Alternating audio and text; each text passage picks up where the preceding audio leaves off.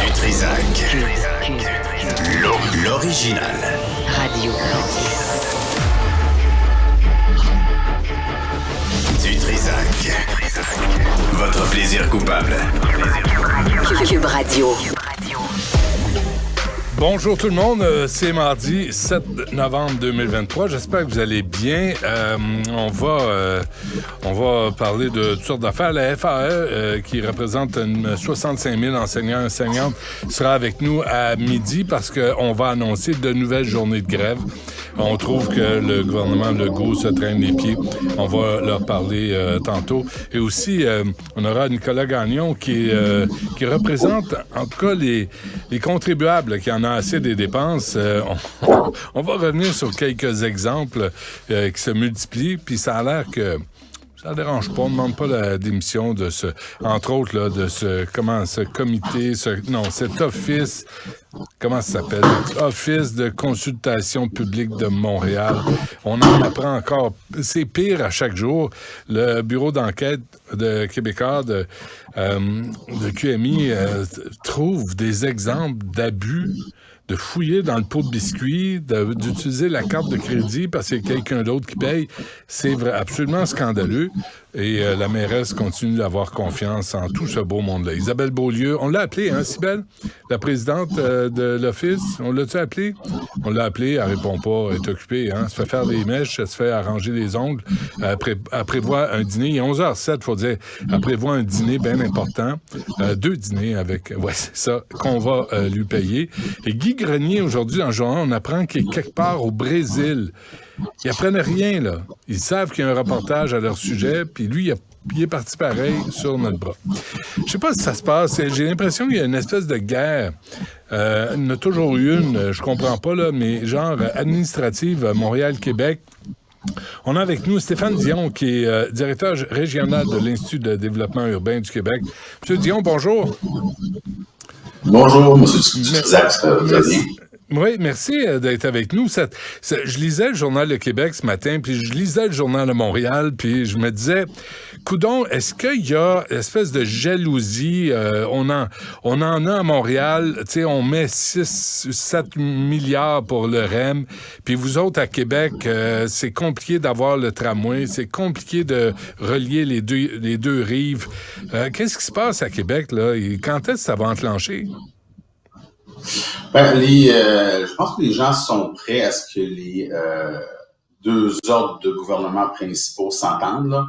Il faut que le maire de Québec et le premier ministre du Québec s'entendent sur la meilleure voie à suivre pour mettre le projet sur les rails.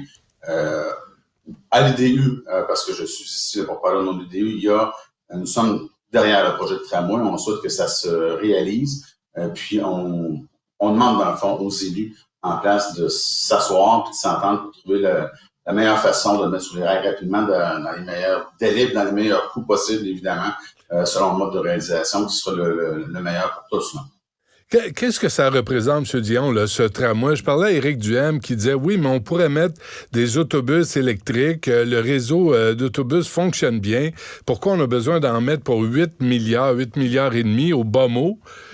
Pour un système de tramway que les gens de Québec veulent pas, dans le fond. Oui.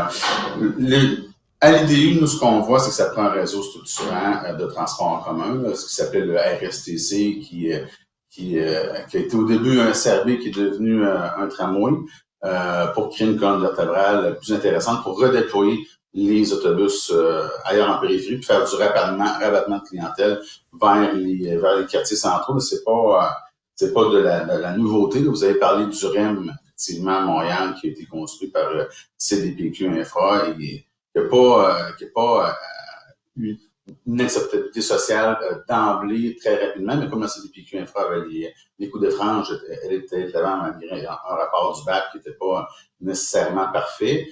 Idem pour Québec, le rapport du BAP indiquait là, des bémols, puis faire attention à la coupe des arbres et tout. Mais pour la densification, pour amener les travailleurs au bureau, pour amener les étudiants à l'Université Laval, pour désengorger, parce que dans le même journal dont on parlait, on parlait il y a 2 secondes, on parlait de la hausse de la congestion, puis à Québec, qui est revenu à des niveaux pré-pandémiques.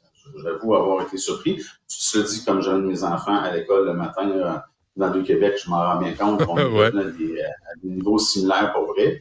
Mais ça prend des modes M. Dion, qui sont plus lourds, prennent plus de monde en même temps. Quand vous parlez de bouchons, là, vous parlez de combien de temps? Parce que, tu sais, un vrai bouchon, c'est comme, je sais pas, une demi-heure, là, solide. Là. Qu'est-ce que vous vivez? Parce que je lisais, là, Henri IV, c'est bouché solide, même si vous venez de l'agrandir. Est-ce qu'on a une vision à court terme là, de ce que va devenir la Ville de Québec? Moi, je suis pas expert en transport. Je suis expert, pas expert, mais je parle pas au niveau du développement urbain. Moi, j'ai été à Montréal. J'ai vécu les bouchons de Montréal pendant 10 ans. J'étais à Dorval à l'Hérault. Je suis maintenant au Charles-le-Beaunord, juste avant le lac Beauport. Puis, on est dans le 30-40 minutes matin aux heures de pointe. Là. Okay. Une nouvelle heure de pointe, c'était ajouté sur l'heure du midi, selon les données de la ville. Puis il y a l'enquête origine-destination du MTQ qui va nous en apprendre davantage aussi. Mais le retour à une congestion pré-pandémique aussi rapidement, je pense que ça milite en faveur de notre réseau de transport quand même plus efficient, plus efficace. Parce que très rapidement, quand on sort des parcours des métrobus, là, l'efficacité diminue dramatiquement. Pourquoi les gens de Québec n'embarquent pas dans le projet? Je l'ignore. Je pense qu'il y a des enjeux communicationnels, certainement. C'est un projet qui est clivant avec le tunnel Québec-Lévis aussi, je pense. C'est un projet qui... Le SRB avait la faveur populaire. Le tramway l'a eu, le moins eu. Le maire, je pense que c'est de Bordeaux ou de Lyon, disait que l'acceptabilité sociale des grands projets était souvent difficile, mais après que les gens embarquaient puis l'utilisaient. Alors, je peux pas faire de plus grandes enquêtes que vous là-dessus. Là. Pensez-vous, M. Dion, que Bernard Drinville va vouloir relancer le 3e lien quand il va être pris dans un bouchon sur Henri IV? Je l'ignore. Mais c'est une question pertinente à poser au principal intéressé. Non, mais quand un projet si gigantesque repose sur une impression... Le tramway ou le tunnel? Le tunnel. Quand un projet si gigantesque repose sur une impression d'un type qui vient d'être élu, puis dire, me semble que c'est long avant d'arriver... Il me semble que c'est pas sérieux. Ça discrédite le projet. Mais ça a été dit après par la vice-première ministre, je pense, qu'il y avait eu des nouvelles données sur le temps de parcours Rive-Sud, Rive-Nord. Puis le nombre, je pense qu'on est autour de 110 000 navetteurs qui croisent le fleuve là, sur les deux ponts. Chiffre là, qui est similaire ou bouge très peu là. Depuis les dernières années. Donc, c'est ce qui amène le gouvernement à dire, ben non, peut-être qu'on va regarder pour faire du transport en commun, mais il reste que les deux maires se sont mis d'accord là-dessus pour rappeler ça. Il y a un enjeu de mobilité inter-rive qui est quand même réel et donc de moins grande intégration économique qu'on pourrait souhaiter. Il y a une vitalité économique à Lévis qui était extraordinaire. Là. Je veux dire, les chiffres démontrent que c'est une des villes qui se développe le plus rapidement au Québec. C'est 170 000 personnes qui habitent à Lévis. Le nombre de permis de construction, pendant que ça chutait dans le multirésidentiel à Québec de 28 %, ça augmentait de 78 % sur la rive sud. Donc, il y a vraiment un écart important. Il y a différentes raisons liées à ça, mais il faut certainement penser à mieux intégrer les autorités organisatrices de transport. Vous avez une meilleure intégration à Montréal, puis ça, je pense qu'il faut cheminer aussi vers ça dans la région de Québec. En tout cas, là, on voit que les gens de Québec ne veulent pas déménager à Montréal. Ça, c'est une autre affaire. Mais avant qu'on se quitte, M. Dion, là, avez-vous l'impression... Tu sais, je parlais de cette espèce de guerre administrative, là, de si on en donne à Montréal, puis là, on regarde Québec, puis il me semble qu'on devrait tous travailler ensemble pour autant faire avancer Québec que Montréal, puis un n'empêche pas l'autre, puis c'est pas au détriment d'une ville face à l'autre. suis obligé de dire que vous êtes un grand sage, M. Dutrisac. Je partage votre opinion à 100%. On a la chance au Québec d'avoir deux pôles, un pôle administratif et un pôle économique. Le pôle administratif est devenu aussi un pôle économique dans le domaine de la santé notamment, puis de l'innovation dans différents domaines. Le port de Québec, l'aéroport de Québec sont aussi des leviers de développement économique importants. Moi, je pense qu'on a tout intérêt en tant que société de voir ces deux pôles-là se développer de manière intelligente les deux. Puis les régions ont d'autres enjeux, mais ils doivent aussi bien se développer dans le domaine des ressources naturelles et tout. Ouais. Qu'est-ce qui manque, là? Qu'est-ce qui manque pour que... Tu sais, là, il y a une mise à jour économique, là. On annonce beaucoup d'argent, mais je vois pas de plan de match, tu sais. On parlera pas d'itinérance. Vous avez des problèmes à Québec, on en a partout dans toutes les grandes villes. Tu sais, on jette de l'argent aux problèmes. On dirait qu'il y a pas de plan de match, là. On sait pas où on s'en va collectivement, puis je regarde Québec, puis j'ai un peu l'impression, on parlera pas de Montréal, puis je vais me mettre à pleurer. Nous, la mise à jour économique, on est à l'IDU, à l'Institut de développement urbain du Québec, on est relativement déçus. On demandait une chose, en fait, c'était que le provincial suive le fédéral sur l'exemption de la TVQ, sur la construction, pour relancer la construction privée qui permettrait d'ajouter là, 5 000 à 10 000 unités par année. Au Québec, c'était les évaluations sommaires qu'on faisait en parlant à nos membres. Et puis, le gouvernement a fait un autre choix, qui met 1,8 milliard là, pour 8 000 logements sur 5 ans, je pense. Ouais. Mais ça, ça fait partie des grands défis là, du Québec. Là. Il faut que l'entreprise privée dans le domaine de la construction, que la promotion privée dans le domaine du multirésidentiel notamment, puisse avoir le coup d'œil franche pour offrir des unités de tout type à toutes les clientèles. Ouais. Alors, c'est sûr qu'on les privés ne feront pas des refuges pour itinérants, mais il y a une demande là, non comblée de 3 000 unités par année à peu près théoriquement. Là. Alors, il y a un problème. Dis-moi là une chose, est-ce qu'il y a des délais déraisonnables comme il y a à Montréal pour des permis de construction? Là, j'ai un entrepreneur la semaine passée qui me disait, on parle pas de mois, on parle d'années pour avoir un permis pour construire un quadruplex. Avez-vous ce problème-là à Québec?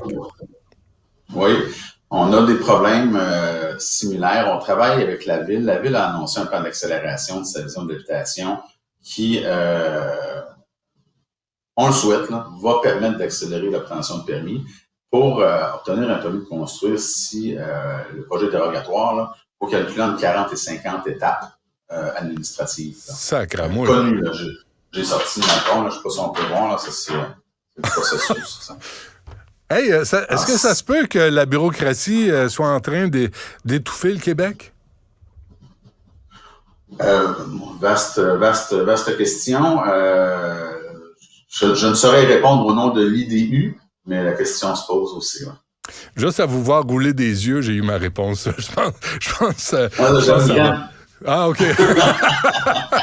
Mais ça n'a pas d'allure, ces délais-là. C'est des trucs qu'on pourrait facilement résoudre, puis accélérer le processus, bâtir des logements, qu'il y ait moins de pénurie, qu'il y ait des gens qui aient accès à des logements, des jeunes aussi. C'est insensé. Vous avez le même Québec, le même problème à Québec. Là. Oui, absolument. On n'a pas le règlement 20-20-20 pour de Mme Plante. Là. On a une excellente relation avec la mairie de Québec. Le plan qui a été déposé nous donne espoir parce qu'il y a une volonté d'augmenter le zonage en amont pour permettre que plus de projets soient conformes. Donc, si le projet est conforme, là, une attente que je vous ai présentée, puis tu fais aïe, ben, tu ratisse pas mal, parce que là, on parlait de l'avant, avec les projets qui sont conformes, donc il n'y a pas de consultation référendaire qui met à risque un investissement de plusieurs millions en amont, ce qui fait moins de sens pour un promoteur privé. T'sais. Alors ça, c'est un apron qui s'appelle aïe, c'est ça? C'est .com. Un apron, aïe, OK. Bon, écoutez, merci pour cette conversation. Je regarde ce qui se passe à Québec et d'ici de Montréal. Puis, il n'y a pas de chauvinisme à avoir. Hein? Il me semble qu'on est là pour s'entraider puis réussir ensemble. C'est ce que je pense. Je vais à Montréal 2 semaines. J'adore cette ville-là. J'adore la ville de Québec aussi. J'habite dans les deux villes. Puis, on a une grande métropole à très fort potentiel, puis on a une capitale extraordinaire. Ben oui. Ben oui. Stéphane Dion, directeur régional de l'Institut de développement urbain du Québec. Un gros merci. Bonne chance. Merci à vous. Merci.